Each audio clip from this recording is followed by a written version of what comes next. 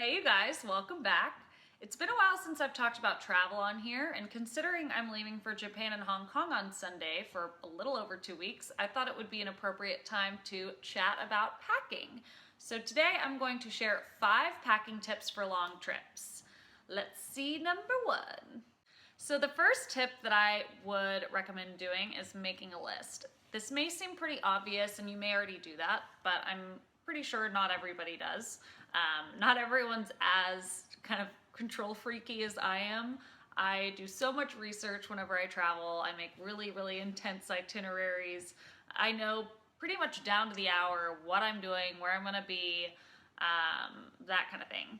I even have the addresses of where we'll be in both English and Japanese so that I can show whoever is taking me, whether it's the tour guide or the cab driver or somebody at a train station.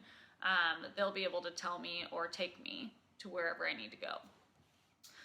So when I'm in the packing stages and I have my itinerary pretty much set, I usually pack about a week before I leave somewhere, especially for a really long trip.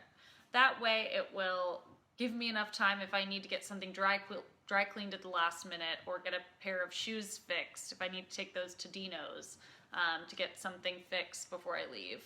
Gives me a few extra days to get things like that done. And it also gives me time to see what things I need to take, what I don't, what's kind of unnecessary, if I have time, if I need to go buy extra things, that kind of stuff. So when I make a list, I usually do it on Google Docs, but I mean, you can write it down or do it wherever you're comfortable with. And then look at each day of your trip and see what outfit would be appropriate based on what you have in your closet. So for one of the days, we're going to be sort of, not really even hiking, but walking around in the woods near Mount Fuji to get the best views of the mountain and the fall leaves. And so I probably will not want to wear suede boots or something that could get easily ruined.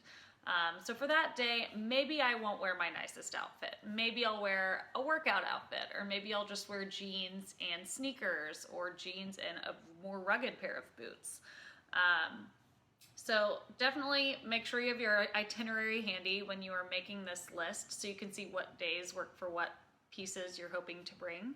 Making a list also shows what gaps you have in your closet for the upcoming trip. So whether you need to buy a new pair of shoes, if you need to buy an extra layer, if you realized one of your scarves is missing, it'll give you time to sort through either what to add or change about that. So make a list. Tip number 2 is to pack layers. So for long trips like this, I'm usually not in the same location the whole time. For example, on this trip, I'm going to Tokyo and Kyoto in Japan, but I'm also doing day trips in like 5 or 6 other places. And who knows what the climate is going to be in each of those spots.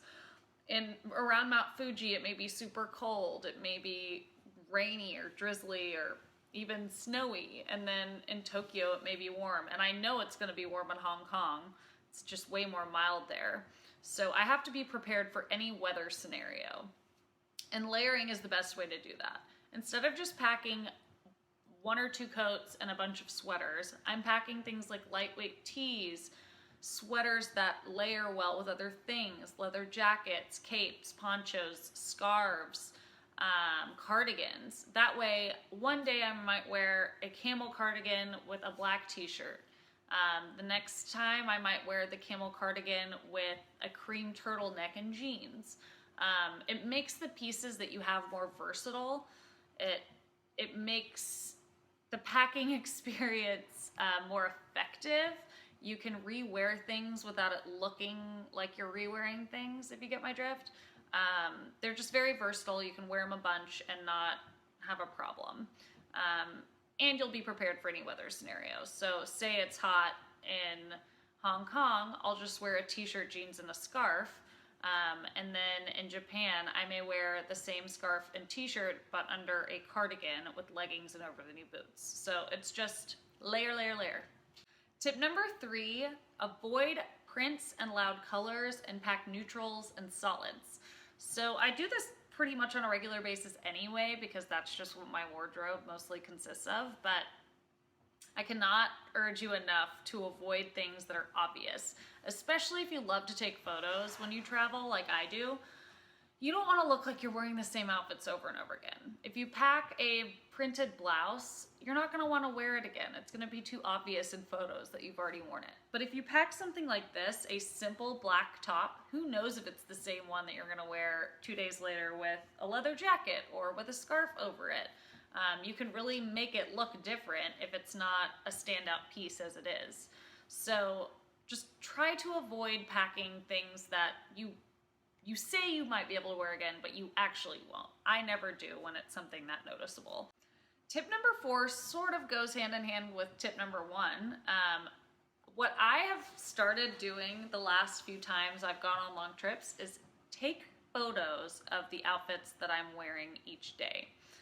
This helps me identify if there are accessories that don't actually go with what I thought was gonna go with it, or a gaping hole. Again, the list identifies that, but once you try everything on, you may realize that the top you'd hoped would go with that cardigan you just bought actually doesn't, which I actually discovered with one of the things that I'm planning on packing.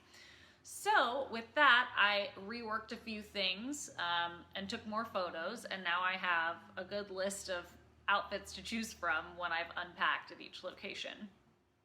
This will also help you make sure you're using everything that you're packing. So often when I travel, I come up with an excuse and say, oh, I have nothing left to wear, I've already worn everything. But if you have photos for each day of the outfits you're planning to wear, you really can't say that. You have no excuse. You have all of the outfits lined out. Unless you go through several outfits in a day, you shouldn't have a problem. And so this helps hold you accountable. It makes sure that you're actually going to use the things that you're taking. It also points out things that are unnecessary. So I actually had one pair of boots on my list for a couple of outfits, and it ended up only working. The boots only ended up working for one outfit, and so I just decided not to bring those because that's such a waste to only bring them for one outfit if I'm going for like over 2 weeks. So I just reworked it and figured out another pair of shoes that I was already taking and using elsewhere to use with that outfit. So it'll just help identify those little issues with the list that you created and solidify your outfits so that you can't back out of them once you've packed them and taken them with you. Last but not least, I highly recommend packing your heaviest items in your carry-on and also wearing your heaviest coat and shoes and handbag on the plane. This will save you nightmares of overweight luggage. You'll have room for shopping if you plan to shop wherever you're going, or bringing back any souvenirs. It really helps save space and weight in your big luggage. So because we're going for like over 2 weeks, I have my away carry-on and I have a very large rolling bag as well. In addition to that, I also have my camera bag that has like my laptop and all that good stuff in it. But so when I am traveling, like I said, I'll usually wear my heaviest pieces on the plane to save room and to make sure that my bag won't go overweight. Like, for example, these are pretty heavy. So I'll usually wear these on the plane or pack them in my carry-on. I pack my handbags in my carry-on. I pack toiletries.